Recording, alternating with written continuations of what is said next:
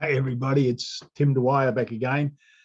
I just did a video and I decided not to put it up because, boy, I was a bit fired up, and some of the things that I said may have been misunderstood.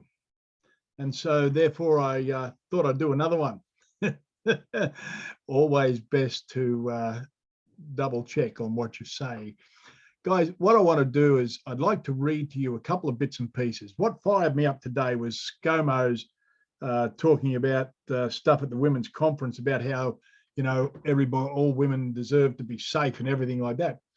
I find that hypocritical from that man, simply because he has turned the whole nation into a nation of fearful people. And no one is safe under Liberal Labor policies in this country. No one. Why? Well, they are all driving you into absolute communism at a million miles an hour. And there's not a shot fired. And so many people are complacent and just going along thinking, oh, well, if I do this, it'll get better. If I do this, it'll go back to normal. It's never going to go back. You've got to understand, you've let it go too far.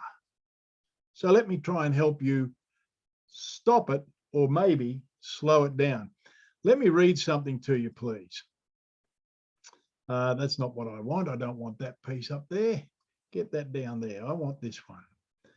And this is a thing called the Clearfield Doctrine. Now, the Clearfield Doctrine states that, and this was a 1942 case in the United States. And when what happens, it was all about the legitimacy of government, right? And governments descend to the level of a mere private corporation and take on the characteristics of a mere private citizen. The private corporate commercial paper, Federal Reserve notes and securities is concerned. So when a government takes on private paper, here in Australia, in 1966, I think it was, when we went over to the decimal currency away from pounds, shillings and pence, there was no referendum by the then government to change our currency. They took away our crown currency and gave us rubbish. Just in the weight of silver alone from the coins, the silver that was in our coins, Australia lost billions of dollars. Well, we didn't lose it. The politicians stole it. And so from that day forward, when we now have Reserve Bank notes, right? The Australian Reserve, right? It's privately owned. The government has no authority over that money. So therefore, from that point on, when they took your money and traded in private paper, they became no different than in any corporation. The government legally is no different than McDonald's, Hungry Jack's, any of these companies, right? And so let me read this. What the Clearfield Doctrine is saying is that when private commercial paper is used by corporate governments, the government loses its sovereignty status. Now, here in Australia, the government is not the sovereign. In our constitution, you're the sovereign. The people are the sovereigns, right? However, here it would lose its authority, right? And becomes no different than a mere private corporation. As such, governments then become bound by the rules and laws that govern private corporations, which means that if they intend to compel an individual to some specific performance based upon its corporate statutes, right, or corporate rules, then the government, like any private corporation, must be the holder in due course of a contract or other commercial agreement between it and the one upon who demands for specific performances are made. And further, the government must be willing to enter the contract or the commercial agreement into evidence before trying to get the court to enforce its demands, called statutes. Now, what they're relying on is your silence. They're relying on you being complicit. They're relying on you just going along, consenting. Your silence is your consent. So what we learn from that is the government, what you call the government, is a private corporation. They have given up their sovereignty or their ability to rule. Okay, so let's have a look at another document here, shall we? Let me have a look at the 12 presumptions of court. So let's say you don't comply with one of their do-flicky rules, and dictator Dan or, glaring-eyed Gladys or whomever wants to take you to court. So they've got some big bully gendarme come along and intimidate the crap out of you, give you a fine for $400 gazillion because you didn't have a mask on your bum when you farted. I don't know, whatever, right? But the second presumption of court, well, actually, let me read the very first of this. The 12 presumptions of court are actually canons, and this is canon 3228.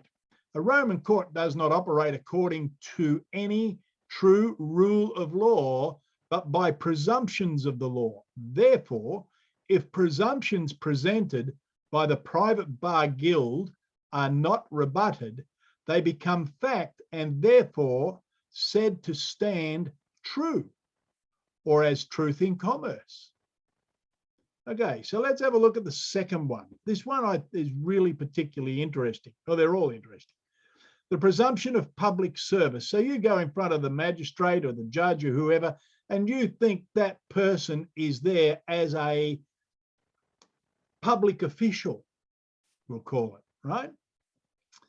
The presumption of public service is that all the members of the private bar guild who have all sworn a solemn, secret, and absolute oath to their guild then act as public agents of the government.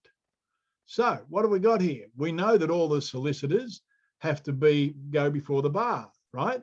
We know that all the judges were once solicitors. They've been before the bar.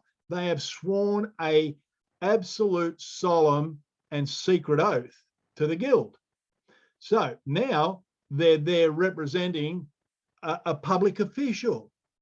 Public officials, right, of the government, or public officials, by making additional oaths of public office that openly and deliberately contradict their private superior oath to their own guild.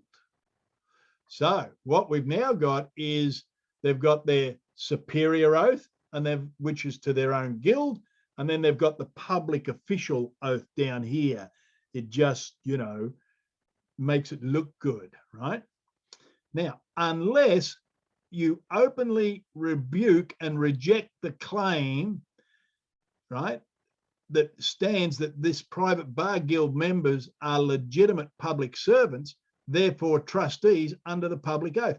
What this is saying is that by going into court and thinking that's a judge, that's a magistrate or whatever, that's a presumption they want you to have that they are there as a public officer. If you rebuke or challenge the presumption, the whole show has to stop. They then have to prove that they have not sworn an oath to the private bar guild. If they cannot prove that, they cannot sit in judgment at all. Look it up, the 12 presumptions of court.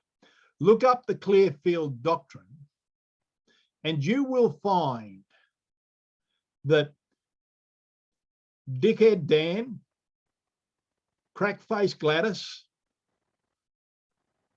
Scott Morrison, all these people that sit silent, that we haven't had a parliament for God knows how long, state and federal, it's all just bunches of people sitting together. There's no parliamentary process that's cleared any lawful act for more years than I can count. Well, right back to 1966, actually.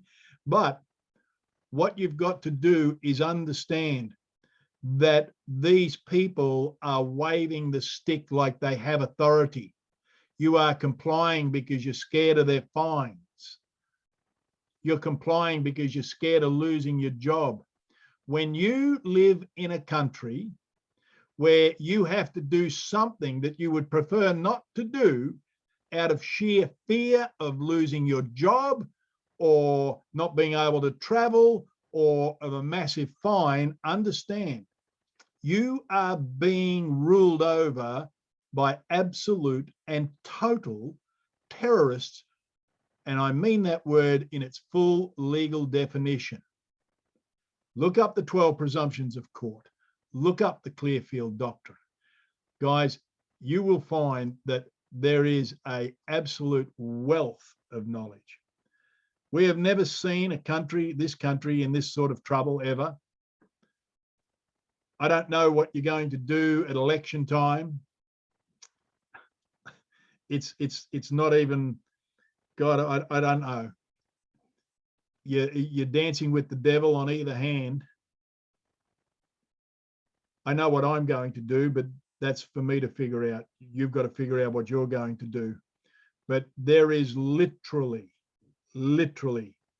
nobody that's in Parliament today worth voting for.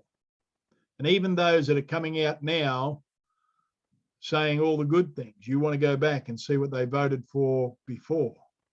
How many of them allowed full-term abortions to go through on the day the baby's due? You want to go through and see how many voted to allow foreign police and soldiers to come onto this land in times of danger and do whatever they want to do, and they are a special class of person that can rape, pillage, break, steal, kill, and have no consequences. That was passed in our Parliament. There is so much evil that this mob have done. Liberal, Labor, Greens, none of them. Ladies and gentlemen, look up the Clearfield Doctrine, look up the 12 presumptions of court. I am not a lawyer. This is not legal advice. It's just good old-fashioned entertainment. Come on, Australia. Let's make this place absolutely wonderful again. My name's Tim Dwyer from South Australia. Look forward to seeing you soon.